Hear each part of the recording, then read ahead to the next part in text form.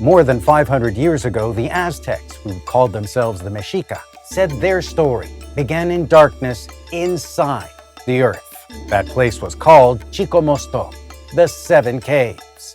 For generations, scholars argued over exactly what that meant. A real place, a sacred story, or something in between. Then documents like this one dragged the legend out of the cave and into the real world. Today we're looking at things like a 16th century legal document where indigenous families went to court to prove that a specific mountain in Guanajuato was their ancestral home. But that document is just the start of a trail that leads hundreds, even thousands of miles, from cliff dwellings in the American Southwest to a hidden anomaly in the soil of Mexico City that changes everything. I'm Andrew, and we're hunting for the ground zero of the Mexica people. In our search for legendary Aztlán, it all begins here. This is the search for the Seven Caves of Chicomoztoc. Our first stop is the heart of central Mexico, the state of Guanajuato. This is the Cerro de Culiacán.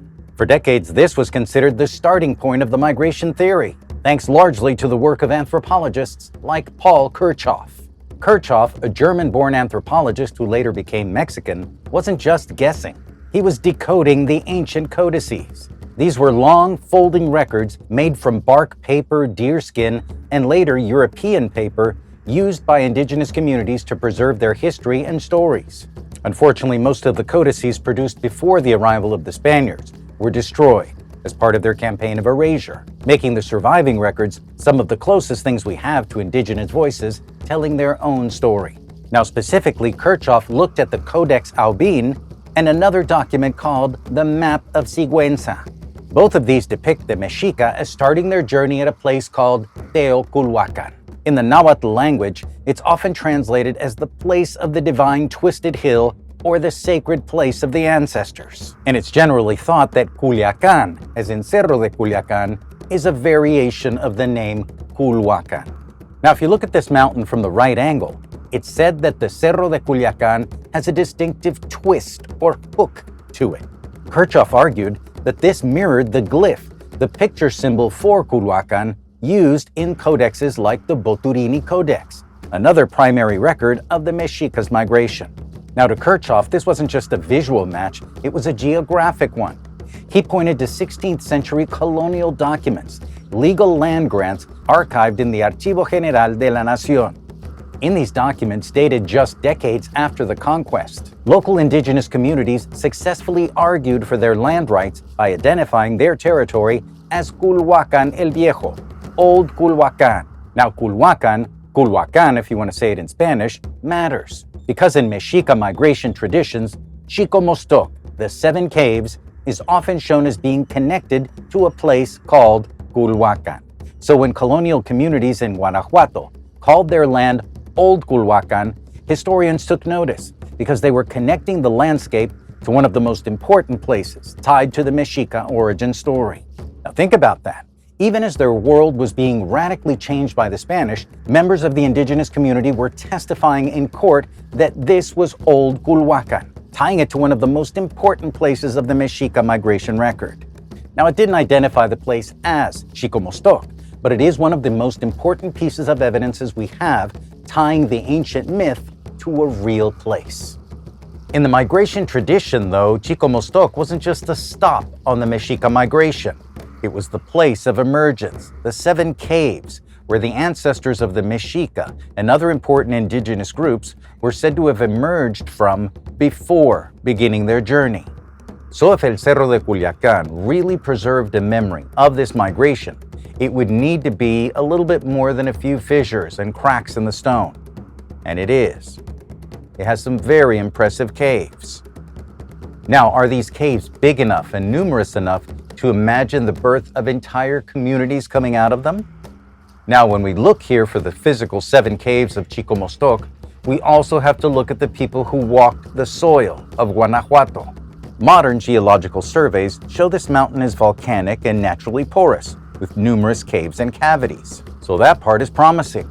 But archaeology also tells us something unexpected. The people most strongly associated with this region weren't the Mexica. They were the Chupicuaro, And they left behind distinctive geometric pottery and lived here nearly 1,000 years before the Mexica migration traditions placed their journey south. Remember, most traditions say the Mexica left their homeland of Aztlán around the year 1064, a little less than 1,000 years ago. And while the mountain may resemble parts of the migration map, the archaeology points to a much older population. The shape might fit the story, and the name of Teotihuacán is powerful and relevant, but the evidence for the Mexica themselves having come from El Cerro de Culiacán has not been proven conclusively, at least not yet, and that takes our search north. To find our second candidate, we have to travel further north, into the rugged desert of the Mexican state of Zacatecas. This is La Quemada, the burned one, situated prominently within the Malpaso Valley. Unlike the natural twisted hill we just saw, this is a massive man-made fortress built into stone terraces climbing the mountainside. In the 1950s, pioneering Mexican ethnohistorian Wigberto Jimenez Moreno proposed a bold theory. The legendary 7 caves known as Chicomoztoc weren't natural holes after all. He argued that they were actually the monumental colonnaded halls and ceremonial chambers of this very hilltop city. Archaeological data indicates that La Quemada's main occupation began a sharp decline, ending in a sharp abandonment around the year 1050 AD. Now, according to the Albine Codex, it identifies the modern calendar equivalent of May 24th, 1064 AD as the departure date for the Mexica migration from their sacred homeland of Aztlán. That is just a 14-year gap. In the terms that historians would use, that's pretty much a direct hit. And that's where scientific fields like archaeomagnetics come into play. By measuring how iron minerals inside burned stone permanently freeze in alignment with the Earth's changing magnetic fields, scientists can date ancient fires with incredible precision. Recent testing led by Dr. Avto Gogwichaivili at Mexico's UNAM University confirmed that a massive fire gutted the lower terraces and Hall of Columns of La Quemada right during that window of time. It raises the ultimate question. Could the burning and collapse of this northern frontier outpost be the very push factor that sent the Mexica and other important groups southward? But as always, the dirt tells a different story. The people who actually built these massive stone terraces belonged to a group archaeologists call the Malpaso culture. At their absolute peak between 600 and 900 AD, they controlled an incredible network of over 100 miles of paved stone highways, making this city the heartbeat of the Zacatecan desert. To evaluate this theory, researchers looked for a cultural bridge between the Mexica and the Malpaso. The Malpaso people were master artists, famous for a vibrant, multicolored style of pottery called pseudo-cloisonné, which disappears from the archaeological record when they abandoned this valley around the year 1050 AD. Meanwhile, the very distinctly Mexica artifacts, known as Aztec I black on orange pottery, don't emerge down south in the Valley of Mexico until at least 100 years later in about 1150 AD. If this valley was the ancestral birthplace, Chicomoztoc, we would typically expect to find a visible evolution from Malpaso pottery traditions into Mexica ones. Instead, we find a civilization that moved on from the desert, leaving behind a fortress that visibly matches the descriptions of the legend, but leaves open the question of who really built it. So, we move further north and west. For our third candidates, plural, we have to look thousands of miles north of Mexico City, into the high deserts of the American Southwest. For the 90% of you watching from the US, this might be right in your backyard. It begins with a much older world of canyon cities, cliffside homes, farming communities, trade routes, and sacred landscapes across what we now call the Four Corners. And the people there built places like Mesa Verde, where native communities lived in stone rooms tucked beneath enormous natural alcoves. And they were the ancestral Puebloans. And just to be clear, the ancestral Puebloans were not the Mexica, and I know I'll be getting comments on that. They had their own history, their own cities, and their own world. but the timing is closer than most people realize. Mesa Verde's famous cliff dwellings belong mostly to the 1200s, around the same broad era when Mexica migration traditions say their ancestors were moving toward central Mexico. Now that doesn't prove a connection, but it does help explain why some researchers look at those cliffside cities and see a possible real-world model for the 7 caves. And what about Utah, you ask? That's the one hundreds of you have talked about in the comments. In the rugged canyons of Utah along the San Juan River, archaeologists have found cliff dwellings and natural alcoves where the visual parallel to the 7 caves is striking. But why look this far north? The answer is in the language. The Mexica spoke Nahuatl, part of the Uto-Aztecan language family. For many people, this is a smoking gun. This linguistic thread stretches from the Valley of Mexico all the way to the Ute and Paiute tribes of Utah and the Hopis of Arizona. This is positive, right? But language families can work on a much deeper timeline. Linguists disagree on the exact dates, but a 2023 study by Simon Greenhill and his colleagues place Proto-Uto-Aztecan at around 4,100 years ago, around 2100 BC. So yes, the language connection points north, but it doesn't prove that the Mexica walked out of Utah in around the year 1064 AD. If the Southwest theory works at all, it may be pointing to something much older than the Mexica migration story. So the Southwest theory might not be about the Mexica leaving Utah in around the year 1100. Proponents argue that the 7 caves was a cultural memory of these massive cliffside dwellings. They see the emergence of the tribes as a metaphor for leaving these stone cities behind to begin the long trek south. It's a powerful story, but the evidence so far is still very tricky. While the language family can match to a point, pottery evidence and tools found in Utah are fundamentally different from what the Mexica used when they arrived in central Mexico in the 1300s. So, was the Southwest the actual physical location of Chicomoztoc? Or is it a distant linguistic echo of a shared ancestor before the Mexica began their journey thousands of years earlier? To find our 4th candidate, we return to the Valley of Mexico, to one of the most famous ancient cities in the Americas, Teotihuacán.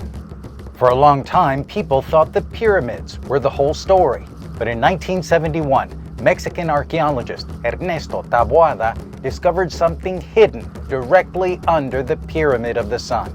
It was a natural lava tube that had been expanded by human hands, and at the end of it was a chamber that divided into several smaller spaces, much like artistic representations of Chicomoztoc. So suddenly, under one of the most important pyramids of ancient Mexico, there was a cave system that looked like an origin story made of stone. But here's the problem. Teotihuacan was already an ancient ruin by the time the Mexica made it into the Valley of Mexico. The people who built this city had already been gone for centuries by the time the Mexica became powerful. So no, the Mexica did not build Teotihuacan, but they did do something. They claimed meaning from it. To the Mexica, Teotihuacan was not just abandoned architecture. It was a sacred place. They believed it was connected to God's creation and the beginning of their current world. And that is where scholar Doris Hayden's interpretation became important. Hayden argued that the cave beneath the Pyramid of the Sun could explain how Teotihuacan was connected to origin stories like Chicomoztoc. So this candidate isn't really about geography. It's about legitimacy. If the Mexica could connect their own history to Teotihuacan, they could say, "We belong here. Our story reaches back into the oldest sacred places in this land." So the cave beneath the Pyramid of the Sun probably doesn't tell us where the Mexica came from, but it might help explain how the Mexica made their origin story feel real in the Valley of Mexico. They took an older sacred landscape, gave it Mexica meaning, and used it to anchor their identity in the place that they would eventually rule. So this version doesn't mean that Teotihuacan is Chicomoztoc. It means the Mexica may have used Teotihuacan's caves, pyramids, and sacred reputation to make their own story physically connected to the Valley of Mexico, to give themselves roots. We've spent this story chasing shadows across 5 different regions. But there's a glaring anomaly in our search for Chicomoztoc. To understand this anomaly, we have to look at the work of modern scholars like Dr. Erik Reyes Morales, a prominent scholar and professor at UNAM, Mexico's top research university, and his work focuses on the deep history of the indigenous nobility in the central highlands of Mexico, the territory of groups like the Mexica. When I spoke with Dr. Reyes, he pointed out something radical.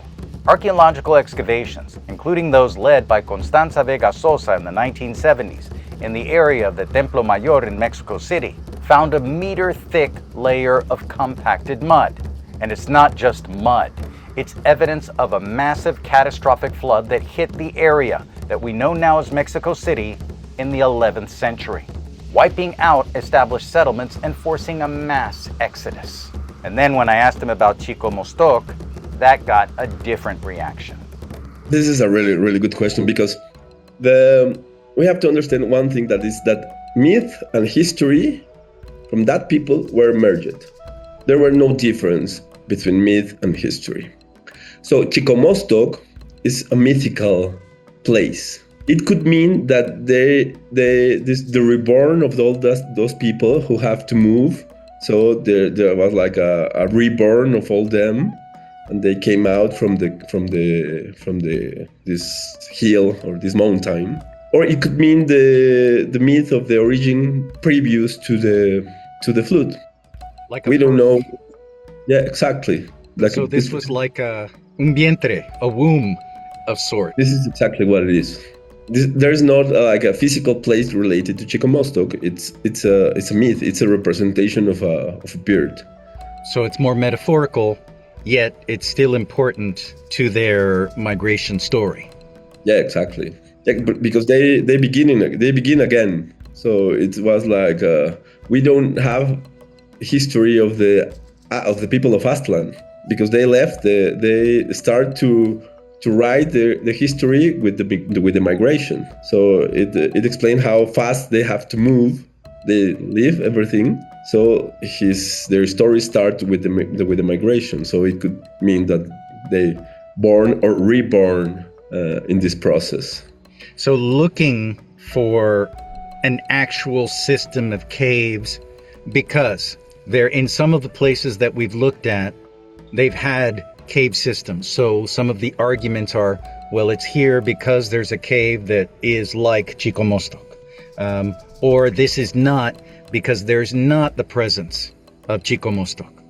But in your sense, this is going to be more metaphorical, relating to a birth of a culture. Yeah, exactly. Because the Nahuatl people believe that the mountains were full of spirits and richness. All the mountains. From the mountains came the water, the springs. So the symbol of the mountain, it's a place where there's a lot of richness inside. So we're not going to find a mountain with the caves, and this is not Chicomoztoc. It's a metaphor. It's a myth. It's a representation of the beginning of the life of these people. Could be after or before the flood. I think that it's after the flood. So, Dr. Reyes argues that Chicomoztoc isn't a vast cave system that birthed whole populations of people in places like Utah or Zacatecas or anywhere real. Instead, the 7 caves represents a metaphorical womb. It's the story of a culture being reborn after the devastation of that flood and returning to their ancestral homeland. I mean, think about it. If your entire world was underwater for generations, this is more than 200 years, and you finally returned to the valley to rebuild, you wouldn't be just resuming your history. You'd be starting a whole new one. In this story, the emergence is the Mexica's way of saying that they were born from the earth itself after the waters receded. They weren't just migrants, they were survivors reclaiming their lost homeland. So according to people like Dr. Reyes, the anomaly is this. We've been looking for a place where the story began. But according to this view, Chicomoztoc might actually be the place where the Mexica were reborn and then became who they are. So we've looked at the Twisted Hill in Guanajuato, the fortresses of the Malpaso and Zacatecas, the linguistic threads in the American Southwest, the hidden lava tubes of Teotihuacán, and the symbolic birthplace near Mexico City today that says the 7 caves of Chicomoztoc isn't just a location somewhere on a map. It's the story of real people, the Chupicuaro, the Malpaso, the ancestral Puebloans, the Mexica. For those of us looking back from the 21st century, the search for the 7 caves of Chicomoztoc reminds us that our history isn't just written in books. It's written in the dirt, in the languages that we speak, and in the anomalies that science is only just beginning to understand. Where do you think Chicomoztoc is, and why? Is it a physical space or is it a symbolic one? Make a contribution to the conversation in the comments, and if you have sources you can share, please do. I'm sharing mine in the description so you can do your own research. And if you want to keep following the search for Aztlán, I recommend this video right here, where I start tracing the clues behind Aztlán, the legendary homeland of the Mexica, and why this mystery has not gone away. Friend, I'm Andrew. Thanks for joining me on this important but often overlooked mystery of the Americas. I'll see you in the next story. And until then, adios.